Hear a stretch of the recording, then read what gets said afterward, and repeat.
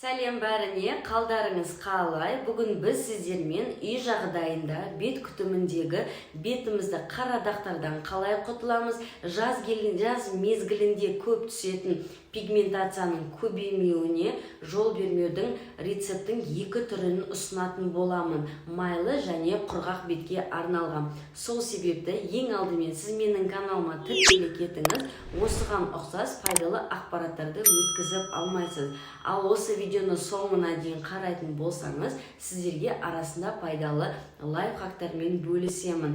Описание бөліміне өтсеңіз, видеодағы жасалған масканың толық ақпараты жазылатын болады. Маған деген сұрақтарыңыз болса, комментарий бөліміне жаза кетіңіз, жауабын міндетті түрде аласыз.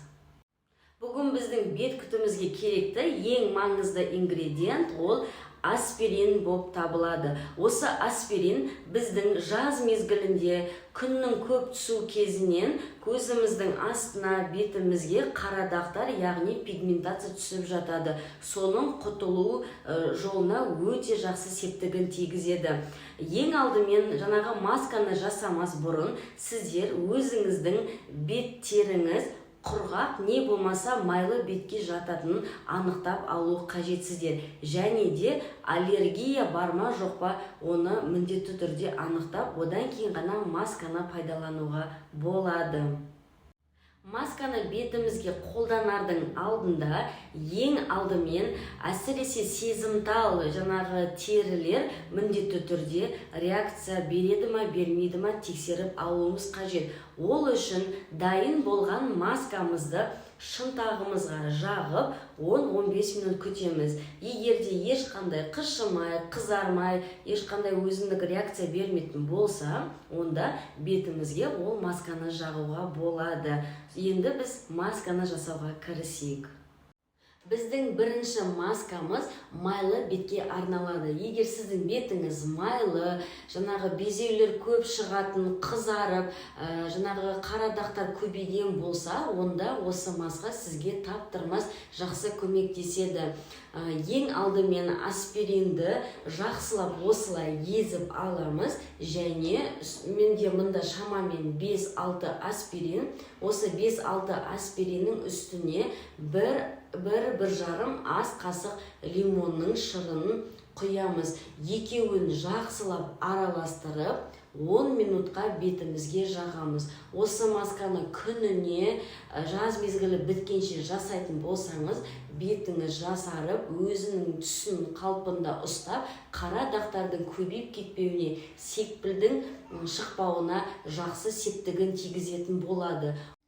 Жаңағы қосымша лимонның шырыны бізге бетімізді дәрумендермен толық қамтамасыз етуге жақсы септігін тигізеді. Себебі өздеріңіз білесіздер, жаңағы лимонның құрамында магний, кальций, микроэлемент, макроэлементтерге өте бай. Осы элементтер біздің бетімізде әрдайым жетіспегендіктен қара дақтар, пигментация, әжім, осылардың көп түсуіне салдарға алып келеді. Сол себепті лимон мен аспириннің қосындысы жақсы сізге результат беретін болады.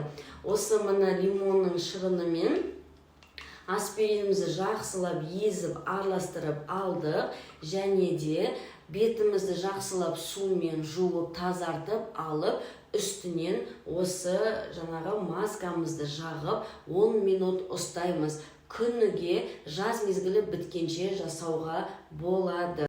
Сіздерге пайдалы бір лайфхак айтайын. Осы масканы жағып болғаннан кейін 10 минуттан кейін бетіңізді жуатын кезде жай суға жумай, 1 литр суға 1 ас қасық сода қосып, жақсылап араластырып, сол суға жаңағы мақтаны батырып, осы масканы сүртіп отыратын болсаңыз, бетіңізге осы маска өте жақсы септігін тигізетін болады. Маска жасамағаннан бөлек, сіз қосымша сода араласқан сумен бетіңізді күнде шайып отыратын болсаңыз, бетіңіз тап-таза, ешқандай қабыну, қызаруларға ұшырамайды және безе көп шықпайтын болады. Сол себепті осы лайфхакпен масканы пайдаланып көріңіз, еш өкінбейсіз және сізге шынымен де жақсы көмегі тиетін болады. Ал енді біз екінші маскаға кірсек. Ал енді біздің екінші маскамыз өте сезімтал, құрғақ және де бет терісі жұқа адамдарға арналады. Сіздерге ең бастысы білу керек зат, сіздердің бетіңіз өте сезімтал, аллергияға жақын, қабынуға жақын болса, сіздерге мүлдем лимон қосылған, скрабирование, пилинг, осындай агрессивті ішіндегі элементтер бар маскаларды жасауға мейлінше болмайды. Егер де жасап жатқан жағдайдың өзінде арасын ұзақ жасау керек, жиі жасауға болмайды. Одан кейін оны қалпына келтіру өте қиын болады. Ал бірақ та бетіңіз жұқа, сезімтал, өте құрғақ болса да, бетіңізге безеулер түсіп, жаңағы қара дақтар болып, жаңағы бетіңіздің түсі күн көзінен әркелкі болып қарайған болса, онда осы маска сіздерге таптырмас керек. Біздің маскамызға керек ең басты ингредиент ол айтып өткен аспирин.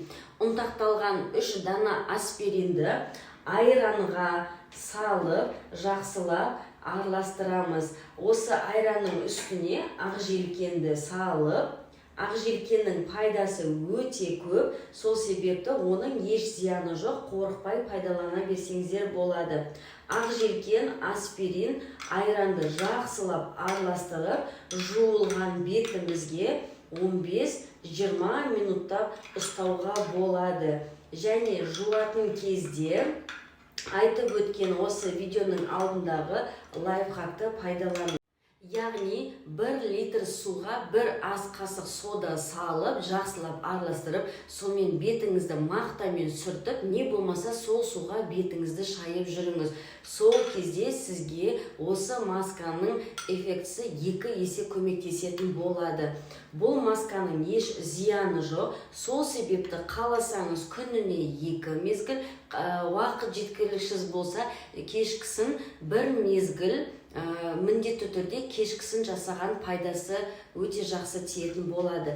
1 мезгіл, жаз мезгілі біткенше 3-4 ай бойы жасай берсеңіздер болады. Күн көзі көбейген сайын осы маскаларды міндетті түрде жасап отыру қажет. Және де осы маскалардан бөлек ұмытпаңыздар, SPF плюс 50-ді пайдаланып жүріңіз. Сол кезде бетіңіз аппақ, қара дақ түспей, әдемі сымбатты болады.